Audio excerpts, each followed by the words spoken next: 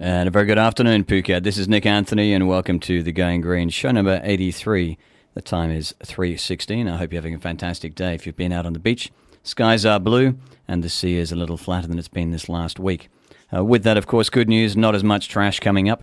And later in the show today, I'll be talking about some of the beach cleanups that have been taking place up and down the West Coast, with some fairly, I must say, heavy volumes of trash picked up on Bangtao alone. On three particular areas, which will total around 2 kilometers of Bangtao Beach. There was about 64 bags of trash picked up, each one the equivalent of about 15 kilos.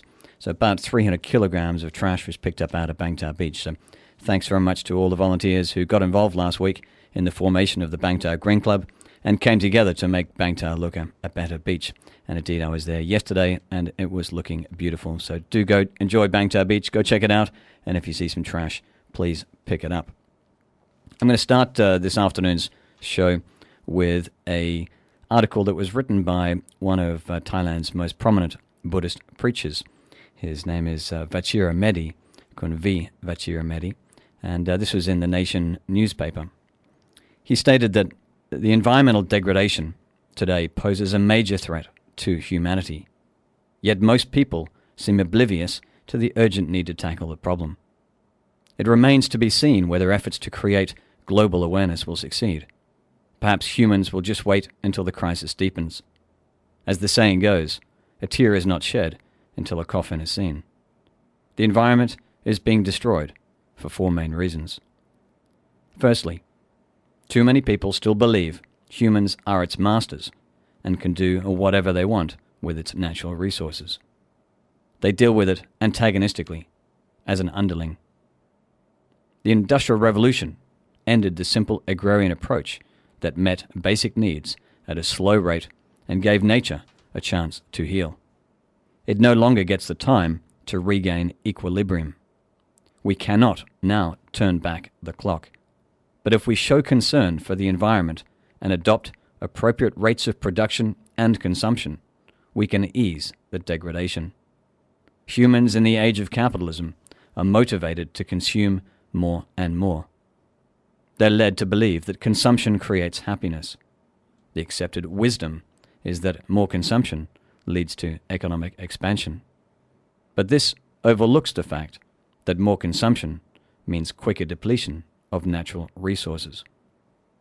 In his book, The World Without Us, environmentalist Alan Weisman notes that millions of apes once inhabited the Amazon forests, and humans honored them as their ancestors. The population is now in the hundreds of thousands because people began killing the apes for food, simply because they had nothing else to eat.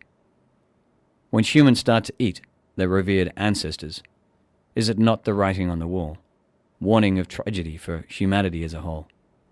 What will happen if one day no apes are left to hunt? Will the environmental crisis begin hunting down humans? The world's human population is simply too big to conserve natural resources. Considering large-scale food production, this should not add to the problem. But as Mahatma Gandhi said, there is sufficiency in the world for man's need, but not enough for man's greed. Our problem is that today, people the world over are devoted to globalization, capitalism, and the kind of marketing that drives greed. Greed now dominates everything, even democracy, once hailed as the politics of the ordinary man, by the people, for the people. Those who know how to consume with awareness need not consume a lot, but they are far outnumbered by those who consume senselessly and become dreadful hunters and destroyers of natural resources. The US population is a fraction of the world's tally, but its citizens consume significantly more than those of any country. Consumption in response to real need is not a problem.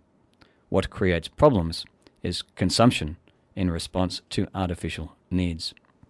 Stay tuned. This is Nick Anthony. You're on Going Green, show number 83, and I'm writing an article that was written last week by prominent Buddhist preacher Kun V. Vachira Medi, who's based up in Bangkok. Stay tuned. And welcome back to the Going Green, show number 83 this afternoon. The time is 3:30. We're talking about an article that came out of The Nation this week by a prominent Buddhist preacher, Kunvi Vachirameti, and he's been talking about environmental degradation as a major threat to humanity. However, most people seem oblivious to the urgent need to tackle the problem. And talking about consumerization, he says that one problem is that today people the world over are devoted to globalization and capitalism and the kind of marketing that drives greed. Greed now dominates everything, even democracy, once hailed as the politics of the ordinary man, by the people, for the people. Those who know how to consume with awareness need not consume a lot, but they are far outnumbered by those who consume senselessly and become dreadful hunters and destroyers of natural resources. The US population is a fraction of the world's tally, but its citizens consume significantly more than those of any country. Consumption in response to real need is not a problem.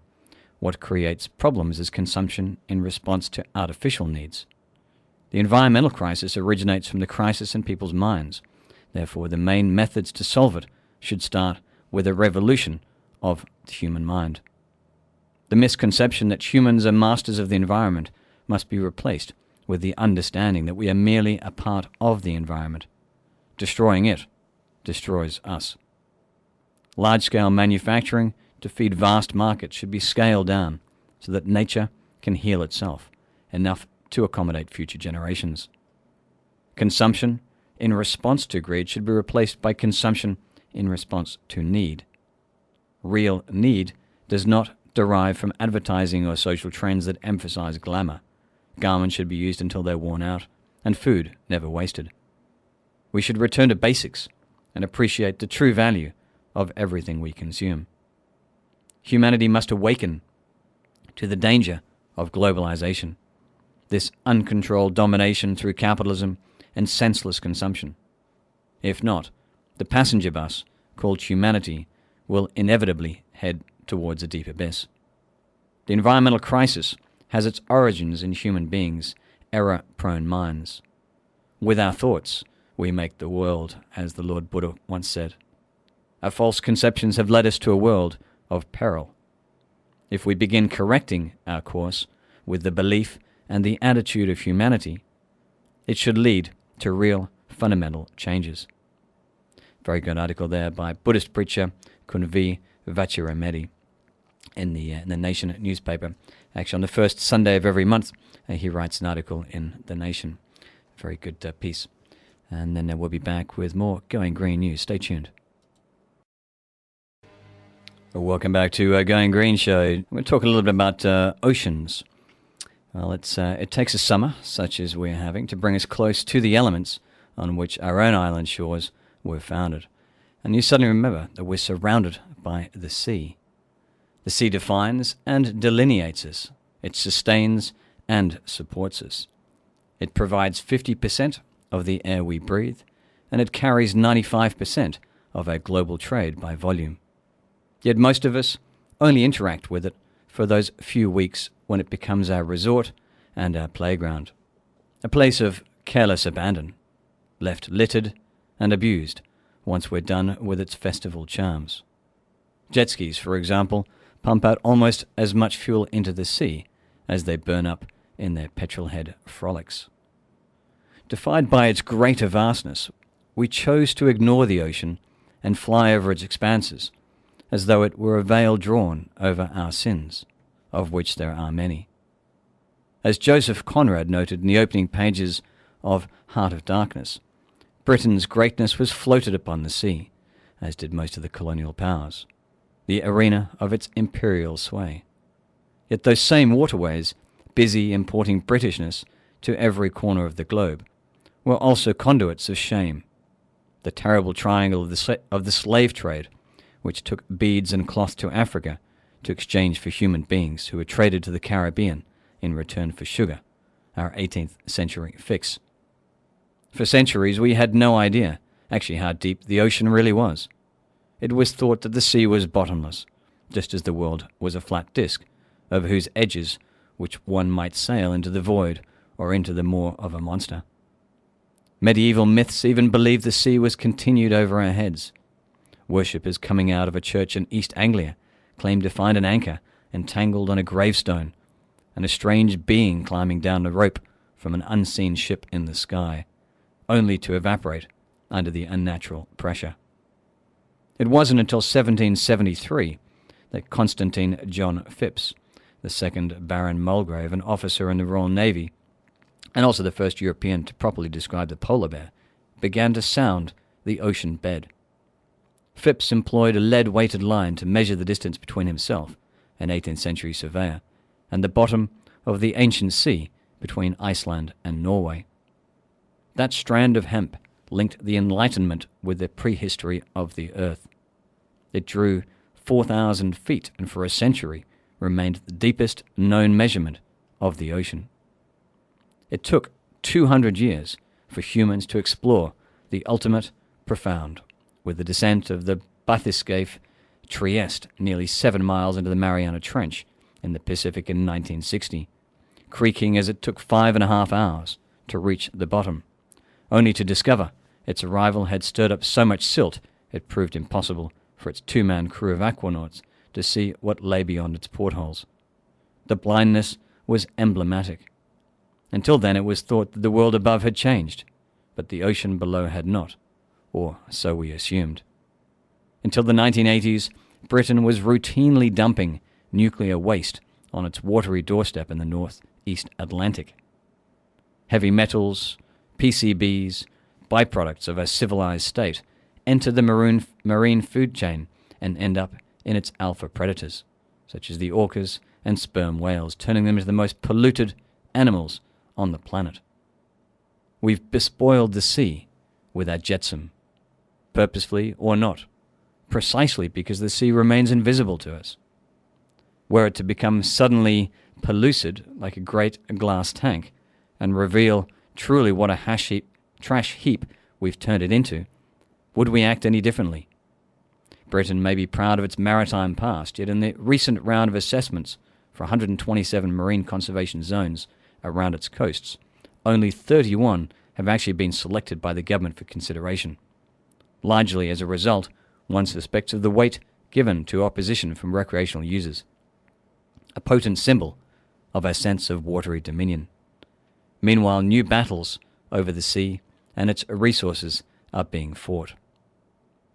Even in its deepest ravines, the oceanic trenches about which we know less than the surface of the moon, and where life itself may have begun, plastic bottles have been found 13,000 feet down and 300 miles from land, each containing terrible messages from our two-dimensional terrestrial holdfast. Before the coming of the Europeans, the Native Americans of the Northwest Pacific realized that there was another culture beyond their shores, from the evidence of superior technology that washed up on their beaches. Bits of shipwrecked wood and iron which indicated the presence of aliens.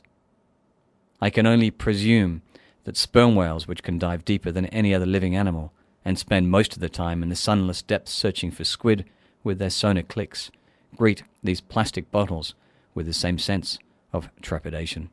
A very good article there from The Guardian this week, talking about how we're turning our oceans into trash heaps. And just after the news in the second hour, I'll be talking specifically about the oceans. We did hear last week how latest climate change models are suggesting that for every 1 degree increase in the world's temperature, in fact, the rate of sea level rise is going to be closer to 2 meters. That's way, way over what has previously been discussed. And also in the second hour, we'll be talking specifically about the paper that was released yesterday on Arctic warming, and indeed is saying that the ice-free Arctic in 2 years heralds methane catastrophe. And that's right, we're saying that the Arctic will be ice-free within 2 years.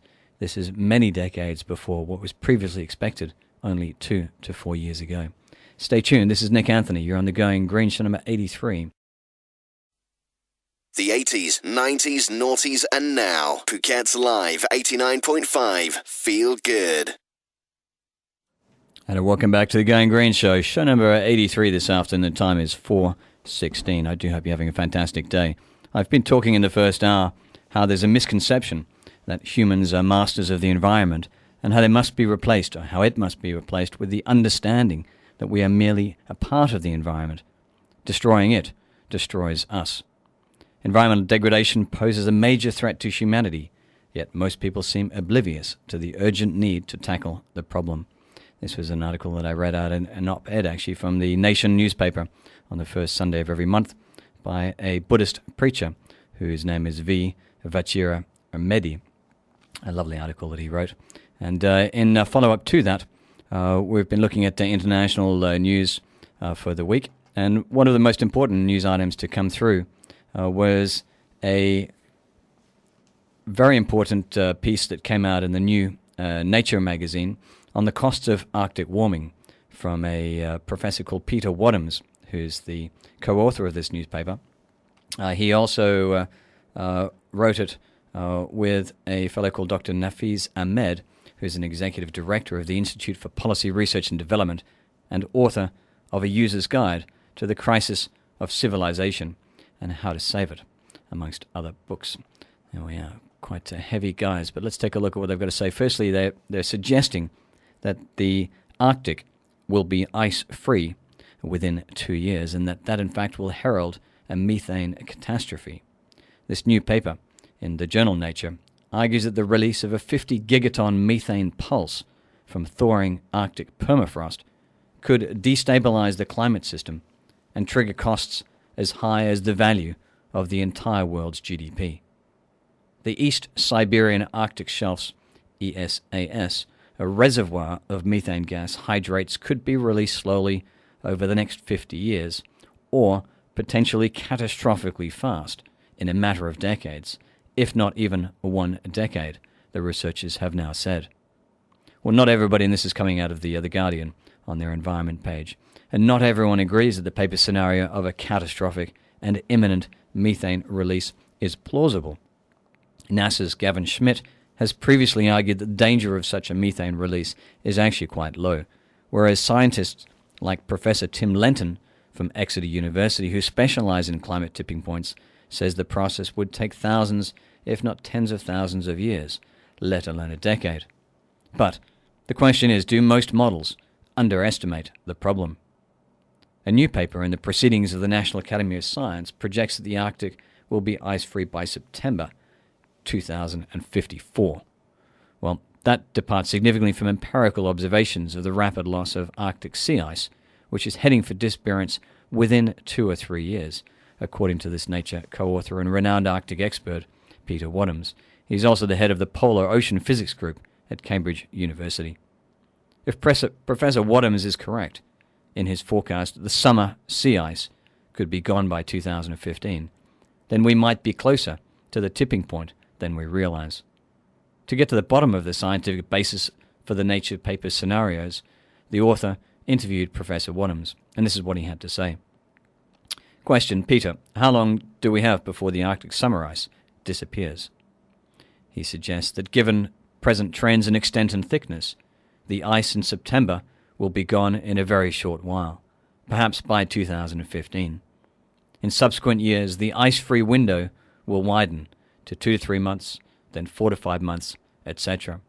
And the trends suggest that within 20 years' time, we may have 6 ice-free months per year. Question: why do the climate models not match empirical observations? And why is your estimate of the Arctic sea ice disappearance so different from most model projections? He states that the modelers did not pay sufficient regard to observations, especially of ice thickness. They did consider certain physical processes in the model. Then, when the rate of retreat generally outstripped the predictions of the model, they ignored the observations and stuck with the model. A very great physicist, Richard Feynman, said that when a model comes up against measurements that contradict it, it is the measurements that must be preferred, and the model must be abandoned or changed. Scientists who have a lot of credibility bound up in a model are reluctant to do this. Then there are a number of key processes that can only be represented if the model has a very fine grid scale. Such effects as the breakup of ice due to waves generated in large areas of open water that we now have in summer, or the additional weakening of the ice by meltwater pools that melt their way right through the ice sheet. A modeler who represents all of these fine-scale processes is Wisely Maslowski, and his models agree with my empirical predictions.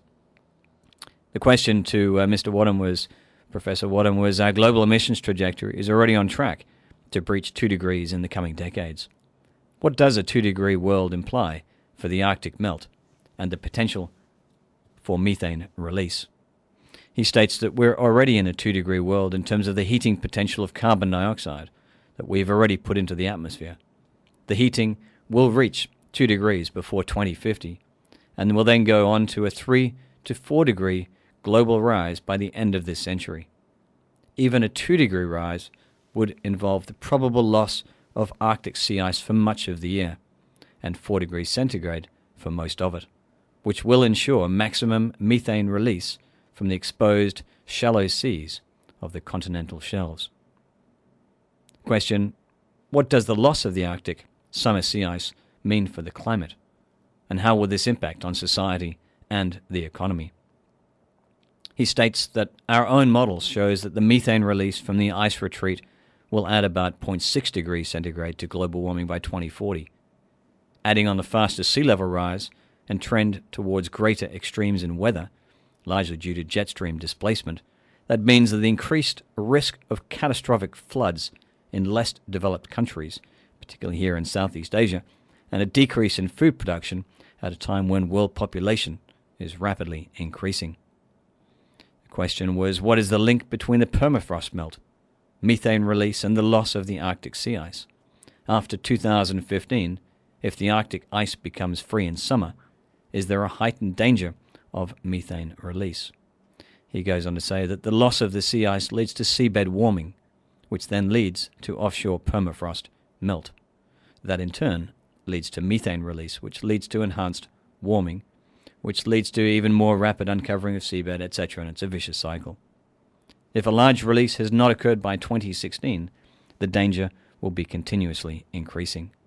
It is thought that a 2 to 3 degree rise in global warming, which means 6 to 8 degrees of Arctic warming, methane release and permafrost on land will be greatly increased.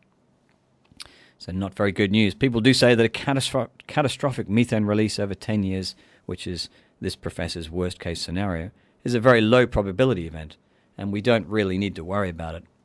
What's your response to that? Professor Wadhams goes on to say that those who understand Arctic seabed geology and the oceanography of water columns warming from ice retreat do not say that this is a low probability event. I think one shouldn't trust those who know about a subject. I think those should trust those who know about a subject rather than those who don't. As far as I'm concerned, the experts in this area are the people who've been actively working on the seabed conditions in the East Siberian Sea in summer during the past few years, where the ice cover has disappeared and the water has warmed. The rapid disappearance of offshore permafrost through water heating is a unique phenomenon, so clearly no, in brackets, expert would have found a mechanism elsewhere to compare with it. Well, he does ask them the questions, would Arctic experts agree with you? And he says that I think that most Arctic specialists would agree that this scenario is plausible. And it goes on to say that a number of people that have been talking about a long-term problem, not a short-term problem, are saying that the conclusions are out of date, and that an oft-cited paper on tipping points in the Arctic is in fact 2 years old and was based on literature surveys rather than direct research. An ice-free summer Arctic is clearly nearly upon us and will be achieved within 3 years or less. This is plain from the observational data on ice extent and thickness. I'm sure that he is about to revise his views if he hasn't already done so. So devastating news there if indeed this is correct, with an increase of 2 degrees centigrade faster rather than was previously expected. And that does come back on the back of news that I talked about last Saturday on the Going Green show, where a Potsdam Institute for Climate Impact Research study said that sea levels could in fact rise by 2.3 meters for each degree Celsius that global temperatures increase, and they will remain high for centuries to come. If indeed we're talking about 4 degrees by 2050, then we're looking at somewhere between 6 and 8 meters of sea level rise. That has dramatic implications for all of Asia, much of which is island states and very low-lying areas that are on the coast, and in particular places like Phuket, and of course particularly our two centres of our island, which is Phuket Town and Patong. Stay tuned. This is Nick Anthony. You're listening to Going Green, show number 83. And that was Sugar Ray with Every Morning. This is Nick Anthony. You're listening to the Going Green, show number 83. Hope you're having a fantastic day. The sun is still out and should remain that way for the end of the day, with some showers possible tomorrow afternoon. I've been talking about Arctic sea ice warming, and indeed how summer sea ice is going to completely disappear for as much as 6 months of the year. One of the big impacts of that has been that Russian capitalists this week have in fact celebrated global warming by agreeing to build a $20 billion natural gas plant in the Arctic. With the polar ice caps receding, executives at the Russian energy company Novatek see a money-making way to ship natural gas to China alongst the once-frozen Northeast Passage. With the help from French energy company Total and the China National Petroleum Corporation, and CNPC, Novatek is building a $20 billion liquefied natural gas plant on Russia's central Arctic coast. Gas produced from this LNG plant would then be shipped to Asia along northern sea lanes that only began opening up 4 years ago as warmer ocean temperatures thawed and thinned the ice sheets. Global warming may be causing worrisome environmental changes, according to scientists and others, but for oil and gas entrepreneurs focused on the Arctic Sea, such changes can mean newfound profits. Amazing. Also, looking at news particularly on the Arctic and the Antarctic, there was a special meeting of 24 countries and the European Union in this last week. However, they failed to create proposed reserves in Antarctica, this is in the south, in Antarctica's fragile marine systems. Russia, with some support from the Ukraine, challenged the legal basis that would allow the creation of large-scale marine reserves in Antarctica. The actions of the Russian delegation have put international cooperation and goodwill at risk, the two key ingredients needed for global marine conservation, said Andrea Kavanagh, who's the director of the Pew Charitable Trust's Southern Ocean Sanctuaries Project. That we missed a critical opportunity to protect some of the most pristine ocean areas on Earth is a loss for the ecosystem and the international community. We urge world leaders to appeal to Russia to work with other countries, and it's imperative that countries send their delegates back to the table in 3 months to find consensus to protect Antarctic waters. Less than 1% of the global ocean, about 2.2 million square kilometers in an area, is fully protected. By comparison, about 12% of the Earth's land area has been designated as protected, according to the IUCN. Protecting Antarctica's Southern Ocean has far-reaching implications, as upwellings of nutrient-rich waters from its depths are transported along huge oceanic conveyor belts through the entire southern hemisphere and into the North Atlantic Ocean. Scientists estimate that 3/4 of all marine life is sustained by this current. Protecting key areas on the Southern Ocean will have far-reaching benefits for marine life and those who rely on the oceans for food. So let's hope that gets serious, and indeed that does in fact go through.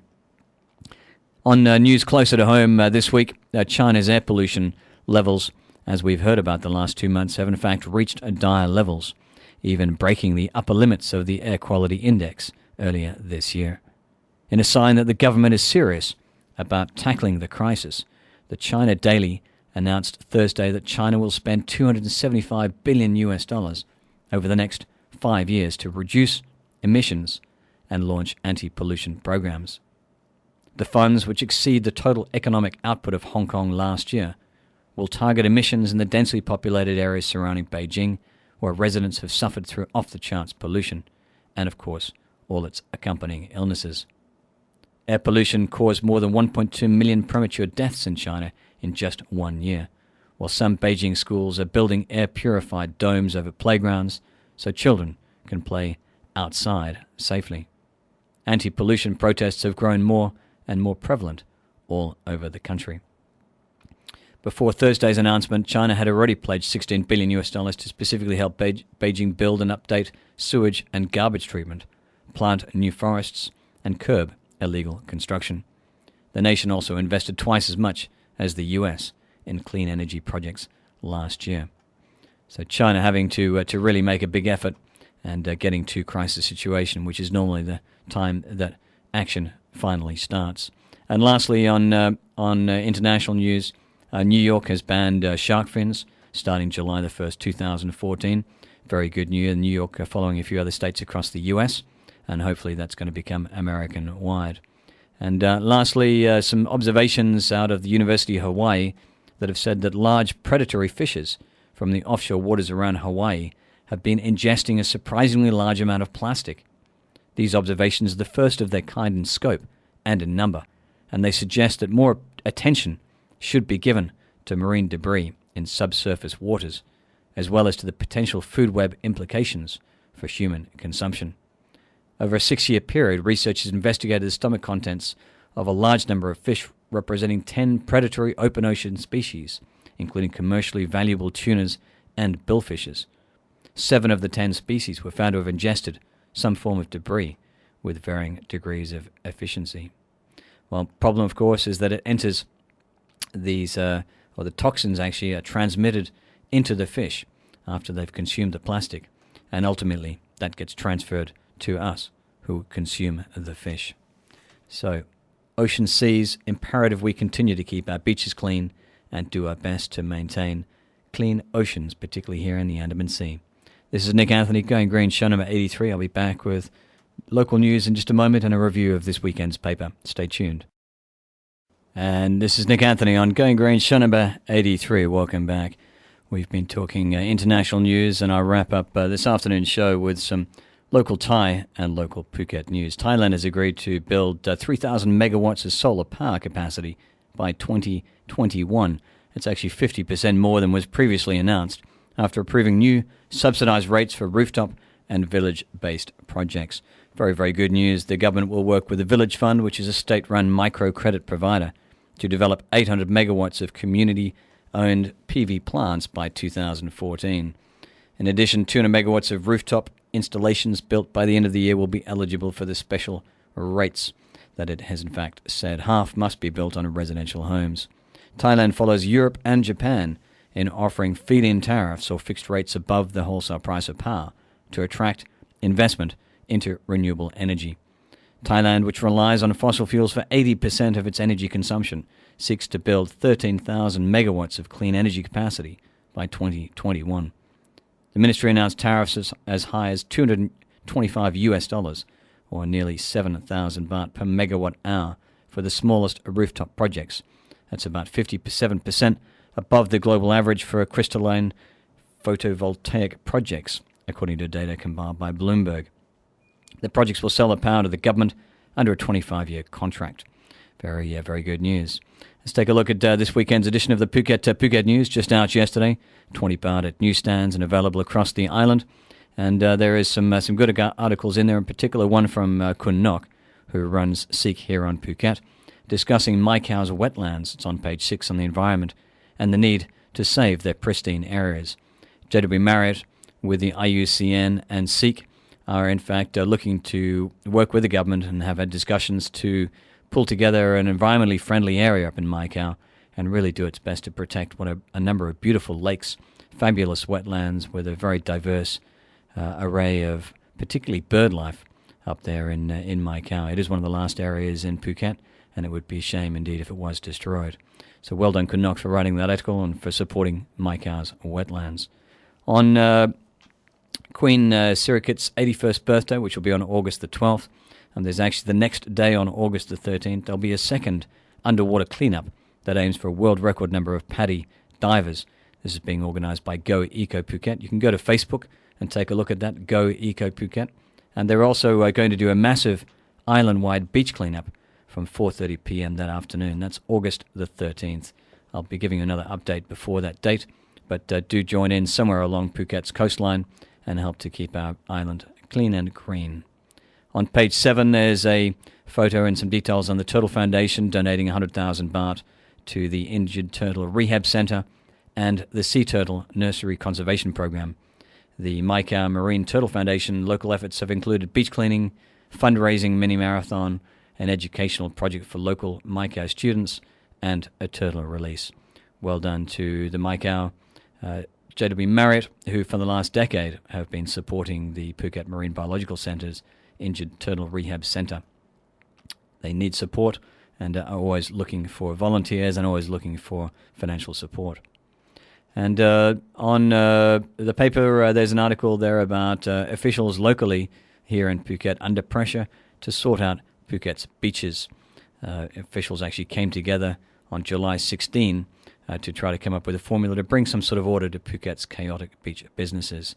And this week, indeed, there's been a discussion on Patong to create an area just under a kilometre wide that will be free of all vendors and also free of beach chairs. That would be a first on Phuket, and it's being looked at as a model to try to replicate on all beaches. And indeed, all beaches have another just under now 3 weeks to come back with a plan for how to tackle encroachment and how to revert beaches back to what are supposed to be natural for the public areas. And lastly, on local news, let's take a look at beach cleaning schedule. There is a beach cleanup tomorrow. That's July 28th at 10 a.m. That's on the north end of Kamala, in front of the canal, just there in front of the Swiss Hotel. 10 o'clock tomorrow morning for a Sunday morning if you feel like stretching your legs. And then on Tuesday, there'll be also in Kamala on the south end a cleanup at 4 p.m. at the taxi stand, which is on the very south end near the school on Kamala Beach. Every Saturday at 10 a.m. you can go to the Naihan Beach and you can join Crix Luther, who I had on the show last Saturday, for his Clean the Beach boot camp. Join him for a bit of exercise for an hour and then an hour of beach cleaning. Well done, Crix, for supporting Green Phuket. And on the back of all of this news, we've seen a fantastic cleanup last week on Bang Tao. Over probably 250 volunteers got involved in that cleanup. Bliss Beach Club did a great job down in the south. Laguna, with the support of Dusit, Outrigger, Alamanda, as well as Banyan Tree, cleaning up the midsection. And the north was very strongly supported by Phuket Marbella, by Phuket Has Been Good Foundation. Tina and the gang came up, as well as, importantly, around 50 people came from Phuket Pavilions, and that's going to be a bi-monthly event every second week. They will go down to that Lion National Park and support with beach cleaning. And the beach clean also on Wednesday was supported by CBRE. I think the data that was collected was around 70-odd bags of trash. That's probably over 100 kilos of garbage. And there was a really excellent effort by everybody. And most of the data was collected and being used for ICC data cards.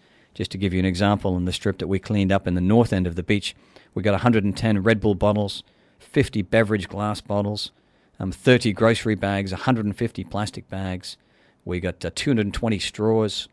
We got 120 bottle caps. We got over 100 food wrappers. We got over 1,000 pieces of rope and 10 large fishing lines. And on the small stuff, we also got 60 cigarette liners and over 300 pieces of foam. So well done to everybody involved in the cleanup. Remember, if you are cleaning up, please do keep the data. And that's it for Going Green, show number 83. We've run out of time again. We do look forward to talking to you next Saturday afternoon. Keep an eye on YouTube. We do try to get our podcasts up during the week of the previous show. So if you've missed it, some of the others are up on YouTube. Stay tuned. Just after me, we have the Best of Breakfast with Sam and Kirsty, which is a great rundown of their weekly discussions. Usually a little bit early for me at 7 a.m. And then Dance Anthems on from 7 till 10, followed by Saturday Night Fever, 10 until 12. In the morning tomorrow, you've got non-stop music taking us through till 10 a.m., where Nick will be back on with What's On at the Weekend. Weekend Brunch with Jason is going to be on from 12 until 3. Always a fun session if you're driving around on a Sunday afternoon. And then we have the Phuket News Radio Replay 3 till 4. Mellow Moments with Andy Saunders from 4 till 6. Sunday Night Chill, one of my favorite shows, from 6 until 9 p.m. And we're back around to Monday morning. For this fine Saturday afternoon, the 27th of July, do have a fantastic day. Drive safely on the roads and be careful. Even though the waves are slightly diminished out there, there are still strong currents. And take the advice of lifeguards on all of the beaches. Thanks for listening.